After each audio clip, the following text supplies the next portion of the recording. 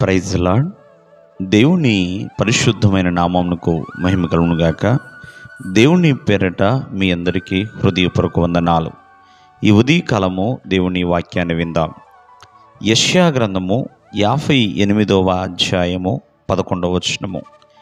నీవు నీరు కట్టిన తోట వలెను, ఎప్పుడునూ ఉబుకుచుండు నీటి ఊట వలనే ఉండెదవు.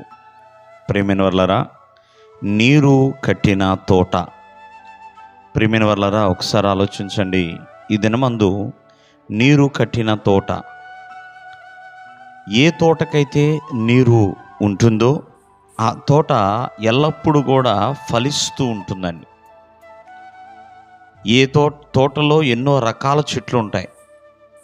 ఆ చెట్లన్నిటికీ కూడా కావలసింది ప్రాముఖ్యముగా నీరు.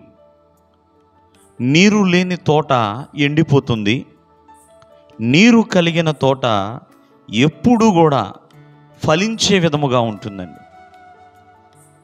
ఎంతగా ఫలిస్తుందంటే ప్రియమైన వర్లరా, తన కాలమందు ఎటువంటి ఫలము ఇవ్వాలో అటువంటి ఫలము ఇస్తూ ఉంటుంది.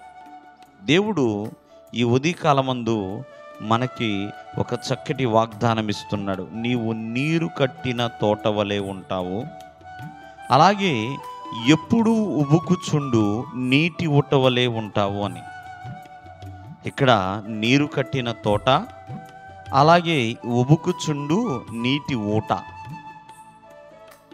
నీరు ఎప్పుడు కూడా ఉబుకుచు ఉన్నాయి అనుకోండి, ఆ నీరు తేటగా ఉంటాయి, తాగడానికి ఉపయోగకరంగా ఉంటాయి. కాబట్టి దేవుడు ఫలించే తోటగా మార్చగలడు, అలాగే ప్రయోజనకరమైన నీటి ఊటగా కూడా మార్చగలడండి. ఆయనకి అసాధ్యమనేది ఏమీ లేదు. నీకు ఫలింపు అలాగే ప్రయోజనము రెండింటిని కూడా దేవుడు ఇవ్వగలడు.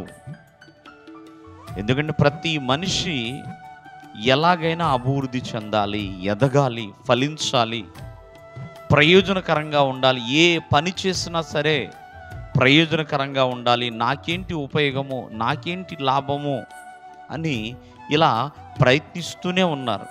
కానీ దేవుని యొక్క వాక్యం సెలవిస్తుంది, ఆయన ఫలించే తోటగా మార్చగలడు, అలాగే ప్రియమైన వర్లారా ఉబుకుచుండే నీటి ఊటగా కూడా మార్చగలడు. కాబట్టి అలా మార్చబడాలన్నా, అలా చేయాలన్నా దేవుని మాట వినాలి, దేవునికి ప్రార్థన చేయాలి.